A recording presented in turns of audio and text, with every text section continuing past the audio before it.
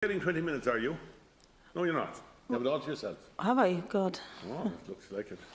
Well, I'm going to ask the Minister a lot of questions, but I don't want to be insulting and say that I'm leaving before you get a chance to answer them. I have to do something, but I will be listening back to your answers tomorrow.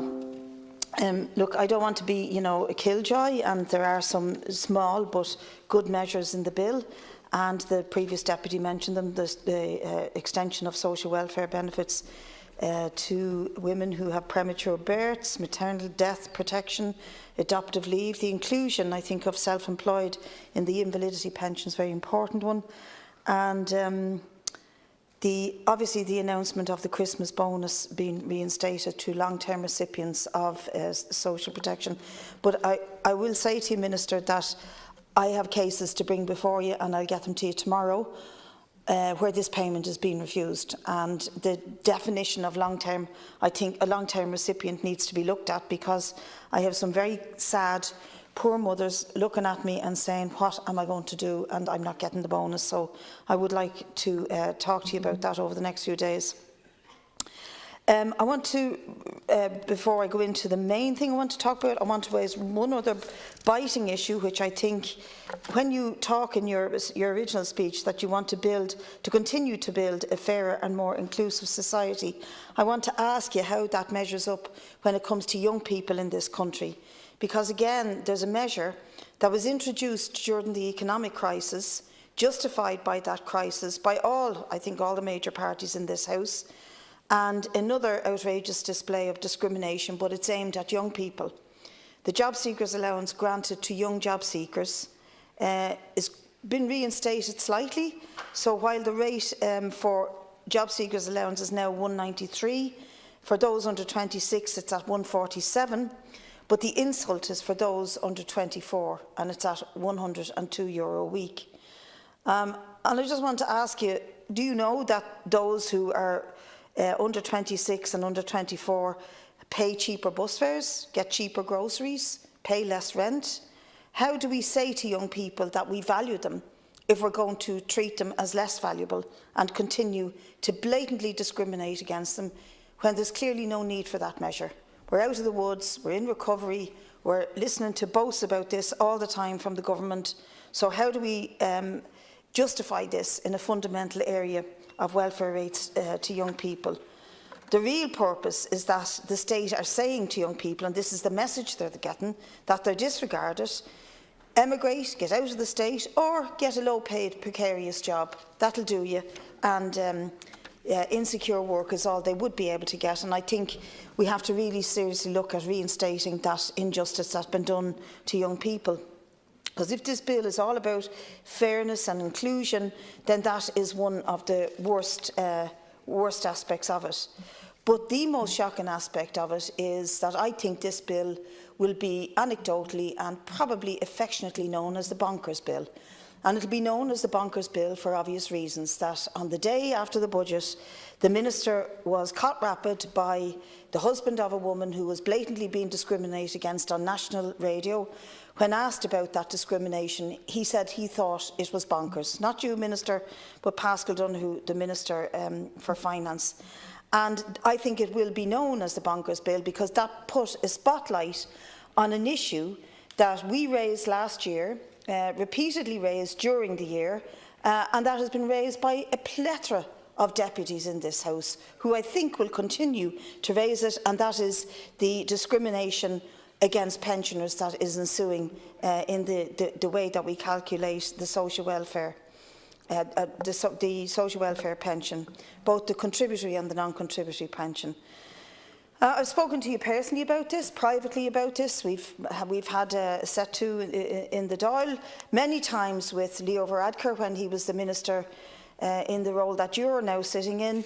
And last year, when we raised this with Leo Varadkar, we pointed out that there was a double discrimination of women who raised their families prior to 1994, and that the discrimination in the way the bands were calculated was also very punitive on those who are entitled to an old age pension.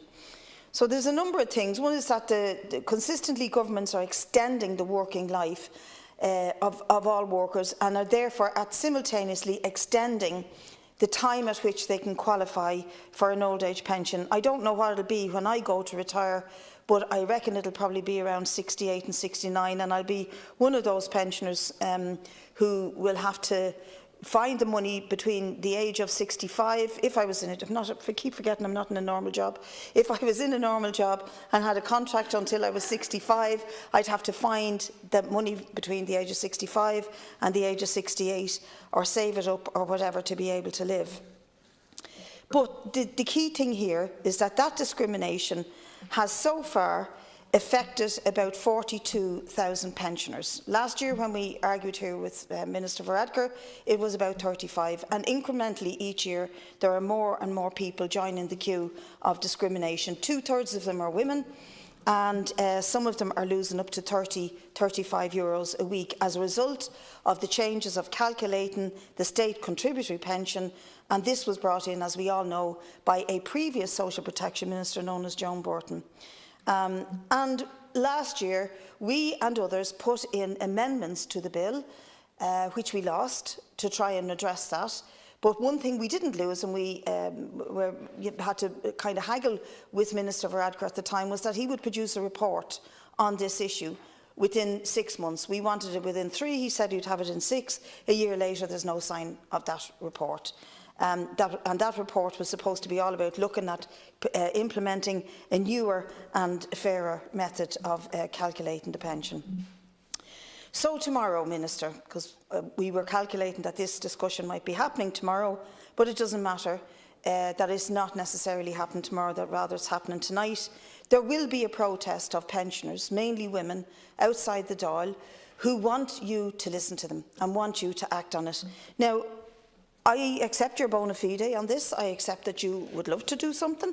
You gave an interview to the Examiner where you talked about producing a memorandum that you were bringing to Cabinet on the 14th of November.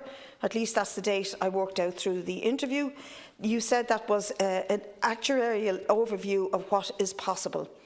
And you didn't want to be sitting here next year with another 7,500 people being disadvantaged by the way this pension is being calculated. And the article goes on to talk about how much would be needed to resolve it. 70 million immediately and 290 million in total to resolve it. Now, in conversation, you and I talked about this, and you didn't think that you could bring it back to retrospective payments for people who'd lost out, but that you could ensure that they would get about 98% of their pension reinstated. I think that acknowledgement that you might be able to do that means that pensioners would say to you, well, if I can get 98%, why shouldn't I get 100%? And indeed, why shouldn't I get retrospective payment?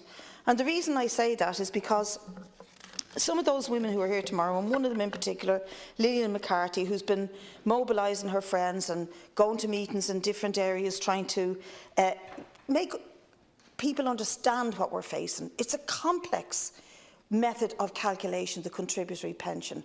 And many people don't even realise till they turn 66 and try to sign up for the pension what is actually happening.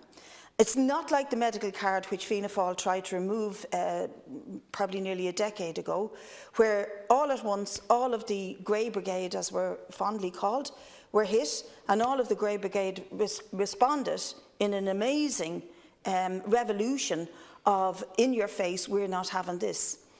What's happening here is that people are being picked off almost like slices of salami, year by year by year. They don't even realise it's happening. And the good thing about the interview with Paschal Donoghue was that when he said, this is bonkers, that went viral and people began to listen and understand what was happening to their pension and to their future.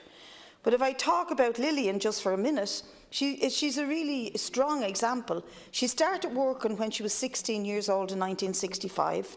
She retired at 66 in 2015. In the 70s, she left the workforce to raise her family, and she was off more or less for 15 years out of work. In 1984, she returned to full-time paid employment until she retired, 32, 33 years. Up every morning, as she said with her placard outside the Dáil when Leo was made Taoiseach, I got up every morning early, Taoiseach, because she had to get up at 5:30 to get from Rialto to Coolock to keep her job. She had to beat the traffic. And because she started working so early in life and raised her family in the 1970s, Lillian is losing out by the calculation that brings her pension right back to the age of 16 and the averaging that brings down the bands. She's losing out even more because she raised her family for 15 to 20 years.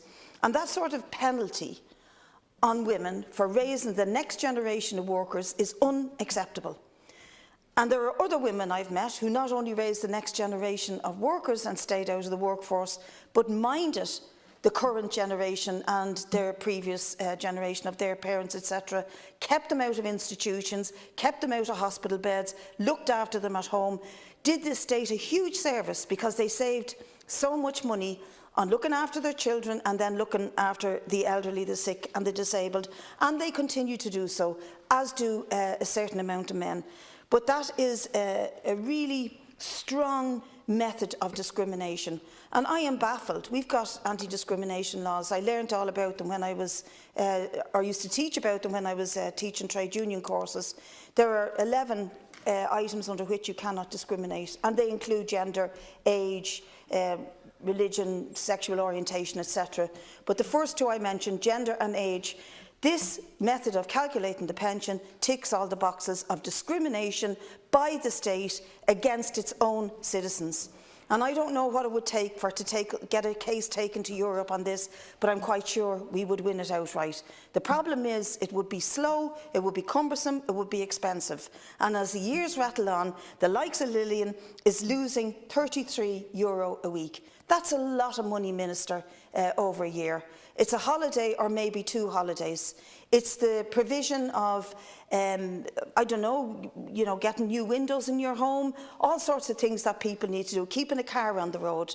And there are many, many Lillians and many, many others like her. So I don't know how we can stand as a Dáil, as a state, over this discrimination and justify it on the basis that to get rid of it immediately would be an extra 70 million, 200 and something million another year. In the name of God, people can see clearly that the state has a problem with collecting the Apple tax of 13 billion. Don't want it, stay away, we'll pay money to lawyers across Europe to stop us collecting it, and then they discriminate against people who've worked all their lives, got up early, reared children and looked after their elderly and sick parents. And I just think that this is outrageously shocking and discriminatory. So when pensioners come to the Dáil tomorrow at 6 o'clock, I hope you will come out and meet them and talk to them and explain to them. And indeed, I hope all the deputies will make it their business to come out, meet them and talk to them and reassure them that we're going to fight to change this outrageously discriminatory practice, to get rid of the homemaker scheme, to narrow the bands, to bring them back in line with what is a decent, dignified pension. Because if we keep going down this road, we will have a cohort of old people. We already have a cohort of old people who make a choice between turning on the heat or cooking a hot meal. That's actually factual. Fuel poverty is rampant among the aged in this country. People like Age Action Ireland and the National Women's Council have done huge reports on this. I'm sure you've seen them. It is all evidenced, it's all researched, it's all proved. And how we can sit here and deny it is beyond me. And the fact that Minister Donoghue said it's bonkers and continues to implement it because there's a small, relatively small amount of money involved, indicates that it's not only this that's bonkers, but it's him that's bonkers. And we will begin to believe that you're bonkers unless you start to fight very, very clearly for that. So 6 o'clock tomorrow outside the Dáil. Anybody listening, please get there, whether you're a pensioner or not. This is going to affect you as a worker when you face retirement. This is going to hit you hard unless we force the state to change its mind, and I hope to see lots of people there, and I certainly hope to see the Minister there.